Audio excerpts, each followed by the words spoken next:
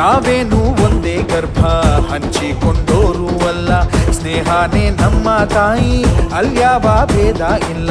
ನಿನಗೊಬ್ಬ ಬೈರಿ ಅಂದ್ರೆ ನನಗೂನು ಬೈರಿ ಅವನು, ಹೀಗನ್ನೋ ಸ್ನೇಹ ಒಂದೇ ಬಾಳಲ್ಲಿ ಮಂತ್ರ. ಇನ್ನು ಸಾವಿಗೂ ಅಂಜೋದಿಲ್ಲ,